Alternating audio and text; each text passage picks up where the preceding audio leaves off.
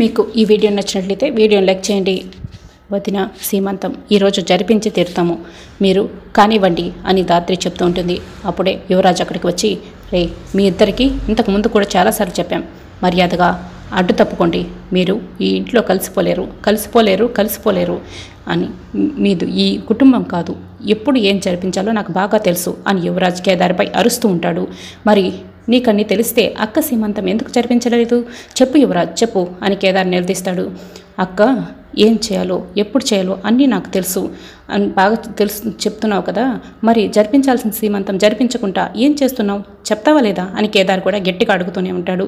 అప్పుడే యువరాజ్ కోపంతో రగిలిపోతూ అక్కడున్న స్టేజ్ పై కూర్చొని, రే నీకేం తెలుసు, నీకు మాట్లాడే హక్కు కూడా లేదు, నువ్వు ఒక అనాథివి, నువ్వు ఇంకేం మాట్లాడకు అని అరుస్తూ ఉంటాడు. రే ఎవరు అనాథ? నేను అనాథని కానే కాదు, నాకు ఎవరున్నా లేకున్నా నా కోసమే బతుకుతున్నా, నువ్వు ప్రాణానికి ప్రాణంగా కంటికి రెప్పలా చూసుకుని నా భార్య ఉన్నంత వరకు నేను అనాథని ఎలా అవుతాను? నా భార్య ఉందిరా అని ధాత్రి భుజంపై చేయి వేసి మరీ కేదార్ చూపిస్తూ చెప్తూ ఉంటాడు. ఈ సీమంతం జరగడానికి వీల్లేదు అని యువరాజ్ అరుస్తూ చెప్తూ ఉంటాడు. ఈ సీమంతం జరుగుతుంది, జరిపించే తీరుతాను అని కేదార్ కూడా గట్టిగా చెప్తూ ఉంటాడు. అప్పుడే కౌశికి సుధాకర్ అక్కడికి వస్తారు. ఏం జరుగుతుంది, ఎందుకు అలా అరుస్తున్నారు అని కౌశికి ప్రశ్నిస్తుండేది. సీమంతం వద్దని గొడవ చేస్తున్నారు వదిన అని ధాత్రి చెప్తుంది. ఏంటే మేమేదో చేస్తున్నట్టు నువ్వు అలా చెప్తున్నావు, అయినా సీమంతం వద్దని వదిని చెప్పి వెళ్ళిపోయింది కదా అని నిషి అంటుంది. అయినా ఈ ఇంట్లో పెద్దవాళ్ళు ఉన్నారు, పెద్దవాళ్ళ అభిప్రాయాలు తెలుసుకుందాం, వాళ్ళకి అనుగుణంగా నడుచుకుందామని కూడా లేదా? నీ ఇష్ట ప్రకారం చేస్తారా అని వైజయంతి అంటుంది. వాళ్ళు ఎప్పుడైనా మనల్ని లెక్క చేశారా పెద్దమ్మ అని కాచి అంటుంది. వాళ్ళ ఇష్ట ప్రకారం చేయట్లేదు, నన్ను అడిగి నా అభిప్రాయం తెలుసుకొని నేను చేయమంటేనే ఈ ఏర్పాట్లు చేస్తున్నారు అని సుధాకర్ అంటాడు. అంటే వాళ్ళ అభిప్రాయాలు మాత్రమే తెలుసుకుంటారా, మా అభిప్రాయాలతో పని లేదా, మా గురించి పట్టించుకోరా అని యువరాజ్ అంటూ ఉంటాడు. మంచి చేస్తున్నప్పుడు నలుగురు సంతోషంగా ఉండాలనుకున్నప్పుడు ఒకరి అభిప్రాయాలతో సంబంధం ఏముంది యువరాజ్? అవును యువరాజ్, ఒకవేళ నిన్ను అడిగితే నువ్వు కాదని చెప్పేవాడివా అని ధాత్రి అంటుంది. ఏంటమ్మి కౌశికి నువ్వేం మాట్లాడవేంటి అని వైజయంతి ఉంటుంది. ఇందులో వదిన అభిప్రాయం ఏమీ లేదు, మేం చేస్తామని బలవంతం పెట్టడం వల్లే వదిన ఒప్పుకున్నారు అని ధాత్రి చెప్తూ ఉంటుంది. అంటే వదిన ఇష్టాలతో అవసరం లేదా అని నిషి అంటుంది. ఒక్క శుభకార్యం చేయడానికి ఇంత గొడవనా అని సుధాకర్ అంటాడు. అంటే అది కాదబ్బా, ఇది మన ఒక్కరింటికి సంబంధించింది కాదు కదా, అత్తింటికి కూడా సంబంధించింది కదా. ఇప్పుడు వాళ్ళకి తెలియకుండా మనం ఈ సీమంతం జరిపించామనుకో, వాళ్ళు వచ్చి మనల్ని నిలదీస్తే ఏం బాగుంటుంది అని వైజయంతి అంటుంది. వాళ్ళ దగ్గర మనం పరుపు అవుతుంది, మనం తలదించుకున్నట్లు అవుతుంది కదా అని నిషి అంటుంది. ఎవరికి ఏమీ భయపడాల్సిన అవసరం లేదు, ఎవరొచ్చినా నేను చూసుకుంటాను అని సురేష్ లోపలికి వస్తూ ఉంటాడు. సూపర్ అన్నయ్య, నువ్వు కరెక్ట్ టైంకి వచ్చి కరెక్ట్ మాటలు మాట్లాడారు. వదిన అన్నయ్య వచ్చాడు కదా, ఇంకా లోపలికి వెళ్ళండి, రెడీ అవ్వండి, మేము ఈ ఏర్పాట్లు చూసుకుంటాం అని ధాత్రి చెప్తుంది. పద కౌశికి అని సురేష్ అంటాడు. తర్వాత నిషి వాళ్ళు గార్డెన్లో నిలబడి మాట్లాడుకుంటూ ఉంటారు. చూసారు అత్తయ్య, మనం ఎంత చెప్పినా వినకుండా వాళ్ళు సీమంతం ఫంక్షన్ని ఎలా చేసుకుపోతున్నారో అని నిషి అంటుంది. అవును, మన మాట ఎప్పుడు కానీ వాళ్ళు వింటారు, దానికి తోడు మీ మామయ్య సపోర్ట్ కూడా వాళ్ళకి ఉంది కదా. ఈరోజు సీమంతం జరిగిపోతుంది, రేపు కొడుకు పుడతాడు, తర్వాత ఆస్తి మొత్తం కూడా ఆయనేమో కొడుక్కి రాయించేస్తాడు, మనం రోడ్డు మీద పడాల్సి వస్తుంది అని వైజయంతి అంటుంది. మనం రోడ్డు మీద పడిపోతే సమయానికి మనకి తిండి చుక్క ఎవరిస్తారు అని బూచి అంటుంటాడు. ముగ్గురు కోపంగా చూస్తూ ఉంటారు. సారీ లేడీస్, మీ ప్లాన్లు మీరు చేసుకోండి అని బుజ్జి చెప్తాడు. అమ్మి ఎలాగైనా సరే ఈ సీమంతం జరగకూడదు, మనం ఆపేయాలి అని వైజయంతి అంటుంది. మరి ఎలా ఆపడం అని కాచి అంటూ ఉంటుంది. ఆదిలక్ష్మి గారికి ఫోన్ చేసి ఇక్కడ సీమంతం జరిపిస్తున్నారని విషయం చేరవేస్తే అప్పుడు ఆవిడే వచ్చి ఈ సీమంతాన్ని ఆపేస్తుంది అని నిషి అంటుంది. అవునమ్మి, నువ్వు చెప్పింది కరెక్టే, ముందుగానే భర్త చనిపోయి ఆమె ఏడేడిస్తుంది, కూతురేమో జైల్లో ఉంది, ఇదంతా ఒక రకంగా కౌశికి వల్లే అని ఆవిడ కోపంతో రగిలిపోతుంది.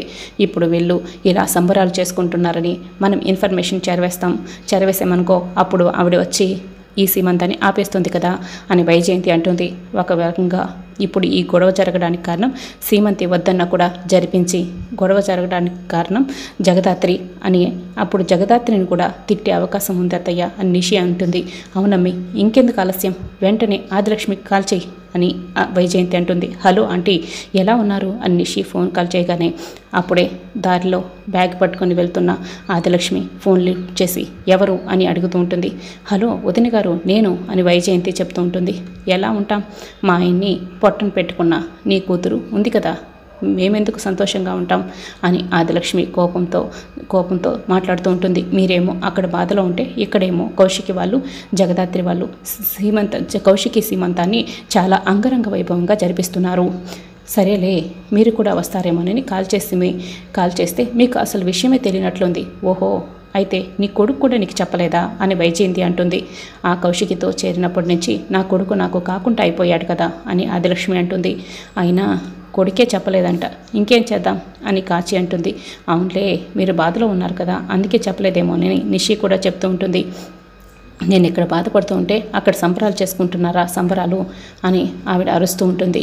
అవునని వైజయంతి ఇంకా రెచ్చగొడుతూ ఉంటుంది. చెప్తాను, ఇప్పుడే అక్కడికి వస్తాను, ఎలా చేసుకుంటారో నేను చూస్తాను అని ఆదిలక్ష్మి అంటుంది. ఇక సీమంతానికి సమయం ఉందిలే, ఈ లోపల వచ్చేయండి అని కాచి చెప్తుంది. ఇప్పుడే వస్తున్నా అని ఫోన్ పెట్టేస్తుంది. తర్వాత సీమంతానికి కావలసిన అన్ని ఏర్పాట్లు కూడా పూర్తయిపోతాయి. అప్పుడే వైజయంతి నిషి కిందకి వస్తూ ఉంటారు. అమ్మ, నువ్వు ఈ ఏర్పాట్లు ఈ సీమంతం చూడడం నా వల్ల కాదు, నేను వెళ్తున్నాను అని యువరాజు అంటాడు. అబ్బి, ఇక్కడ సీమంతం జరగాలి కదా అని జగదాత్రి కేదార్లు అవును పడేది నువ్వు నీ కళ్ళారా చూద్దువు, అవన్నీ మేము ప్లాన్ చేసేసాం అని వైజయంతి చెప్తూ ఉంటుంది. ఏ వైజయంతి, టిఫిన్లు చాలా బాగున్నాయి, కావాలంటే నువ్వు కూడా తిను అని సుధాకర్ చెప్తుంటాడు. మాకొద్దులే అబ్బా అని వైజయంతి అంటుంది. అమ్మ జగదాత్రి, వెళ్ళి కౌశికిని తీసుకొచ్చి కూర్చోపెట్టు, సమయం అయింది కదా, గెస్టులందరూ కూడా వచ్చేశారు అని సుధాకర్ అంటాడు. రా మాధురి అంటూ జగదాత్రి మాధురి ఇద్దరు వెళ్ళి కౌశికిని తీసుకొచ్చి కుర్చీలో కూర్చోపెడతారు. అన్నయ్య, నువ్వు వచ్చి వదినికి గాజులు వేసి గంధం పెట్టి బొట్టు పెట్టు అని దాత్రి చెప్తూ ఉంటుంది. అప్పుడే సురేష్ కౌశికి బొట్టు పెట్టి గాజులు వేయబోతూ ఉంటాడు. ఏంటి ఈ ఆదిలక్ష్మి ఇంకా రాలేదు అని నిషి వైజయంతి అనుకుంటూ ఉంటారు. అప్పుడే సురేష్ గాజులు వేస్తూ ఉండగా ఆపండి అంటూ ఆదిలక్ష్మి అరుస్తూ లోపలికి వస్తుంది. అక్కడున్న కుర్చీల్ని విసిరి కొడుతుంది. తోరణాలు తీసేయండి, వచ్చిన ముత్తైదువులందరూ ఇక్కడి నుంచి వెళ్ళిపోండి, ఇక్కడ ఏ సీమంతమో జరగటం లేదు అని అరుస్తూ ఉంటుంది. చెప్తూ ఉంటుంది. పిన్ని గారు, ఏంటా మాటలు, మీరు ఏదైనా ఉంటే లోపలికి రండి, మాట్లాడుకుందాం, 4 కోట్ల మధ్య ఉండాల్సింది ఇలా నలుగురిలోకి తీసుకురాకండి అని దాత్రి బతిమలాడుతూ ఉంటుంది. అవునని కేదార్ కూడా చెప్తూ ఉంటాడు. సీమంతం నలుగురిలో చేయాలనుకుంటున్నారు, నలుగురిలో మాట్లాడడానికి ఏం పోయింది మీకు అని ఆదిలక్ష్మి అంటుంది. అప్పుడే సురేష్ అక్కడికి వచ్చి, అమ్మా ఏంటమ్మా ఏం మాట్లాడుతున్నావు, ఇప్పటి వరకు జరిగిన గొడవలు చాలు, అన్నీ కూడా మర్చిపోయి ఈ సీమంతం జరిపిద్దామమ్మా, ప్లీజ్ అమ్మా అని దండం పెడుతూ వేడుకుంటూ ఉంటాడు. చూసారా, నా కొడుకుని చూసారా, నా భర్త చనిపోయాడు, నా కూతురేమో జైల్లో ఉంది, నా కొడుకేమో నన్ను వదిలేసి ఇదిగో భార్యతో చేరి అసలు నన్ను పట్టించుకోవటం లేదు, నా మాటలు కూడా లెక్క చేయడం లేదు, భార్య సీమంతం మాత్రం కావాల్సి వచ్చింది, ఇది నా కొడుకు వ్యవహారం అని ఆవిడ చెప్తుంది.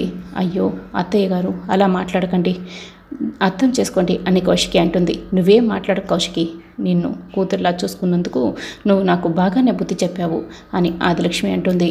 జరిగిన దాంట్లో వదిన తప్పేమీ లేదని మీకు కూడా తెలుసు కదా అని దాత్రి అంటుంది. ఇప్పుడు ఎదుటి వాళ్ళని తప్పు పడితే ఎలా జగదాత్రి, మీ తప్పులు కూడా తెలుసుకోవాలి కదా అని వైజయంతి అంటుంది. అసలు పిండి గారిని ఈ సీమంతానికి పిలిచారు మీరు అని నిషి అంటుంది. అయ్యో, పిండి గారితో మేము మాట్లాడితే ఎలా రియాక్ట్ అవుతారోనని మేము అన్నయ్యకి చెప్పమని చెప్పాం, అన్నయ్య మీరు చెప్పలేదా అని దాత్రి ప్రశ్నిస్తూ ఉంటుంది. నేను ఈ విషయం చెప్తామని అమ్మకి కాల్ చేస్తే అమ్మ ఫోన్ లిఫ్ట్ చేయలేదు అని సురేష్ అంటాడు. నువ్వు ఈ విషయం చెప్పడానికే ఫోన్ చేసావని నేను కావాలని లిఫ్ట్ చేయలేదు అని ఆదిలక్ష్మి చెప్తుంది. మరి మేమెవరూ చెప్పకపోతే మీకు ఈ విషయం ఎలా తెలిసింది పిన్ని గారు అని దాత్రి అంటే, ఈ ఇంటి వియ్యపురాలు నేను ఆ మాత్రం తెలుసుకోలేనా అని ఆదిలక్ష్మి అంటుంది. ఇప్పుడు ఎలా తెలిసిందన్నది విషయం కాదు, మీరు ఎందుకు చెప్పలేదన్నది కదా వదిన గారు అని వైజయంతి అంటంతో అవునని ఆదిలక్ష్మి అంటుంది. అప్పుడే కుర్చీలో కూర్చున్న కౌశిక్ కాస్త ఆదిలక్ష్మి దగ్గరికి వచ్చి, అయ్యో అత్తయ్య, నేను మిమ్మల్ని ఎప్పుడు కూడా అత్తయ్యలా చూడలేదు, మా అమ్మనే అనుకున్నాను, కాబట్టి ఏవి కూడా మనసులో పెట్టుకోకుండా ఈ సీమంతాన్ని దగ్గరుండి మీ చేతుల మీద జరిపించండి అత్తయ్య, మీకంటే నాకు ఎవరున్నారు చెప్పండి అత్తయ్య, నన్ను ఆశీర్వదించండి అత్తయ్య అని కౌశికి బతిమలాడుతూ చేతులు పట్టుకుని అడుగుతూ ఉంటుంది. దాంతో ఆదిలక్ష్మి కరిగిపోయి మౌనంగా ఉంటుంది. వీళ్ళు గొడవపడి వెళ్ళిపోతారు శాశ్వతంగా అని అనుకుంటే వీళ్ళు కలిసిపోయేలా ఉన్నారే అని వైజయంతి మనసులో అనుకుంటూ, వదిన గారు మీరు ముందు టిఫిన్ చేద్దురండి, అమ్మి కౌశికి నువ్వు వెళ్ళి కుర్చీలో కూర్చో అని వైజయంతి ఆదిలక్ష్మిని పక్కకు తీసుకెళ్తుంది. ఏం వదినా నువ్వు నీ హక్కుని కాపాడుకుంటావనుకుంటే కౌశికి మాటలకి ఇలా మెత్తపడిపోతున్నావు? కౌశికి మునిపట్ల లేదు, బాగా స్వార్థపరురాలైపోయింది అని నీ కొడుకుని నీకు దూరం చేస్తుంది, మనవడు మనవరాలు కూడా నీకు దూరం చేస్తుంది, అసలు నిన్ను వాళ్ళ దగ్గరికి కూడా రానివ్వదు, చూస్తూ ఉండు అని కౌశిక గురించి చెప్తూ ఉంటుంది. ఏదో 4 మంచి మాటలు మాట్లాడితే నేను కూడా ఆశీర్వదిద్దామనుకున్నాను, లేదు కౌశికిని నేను అస్సలు క్షమించను, నువ్వు నాకు కళ్ళు తెరిపించావు, ఇవన్నీ కూడా బాగా చెప్పావు అని అంటూ ఉంటుంది.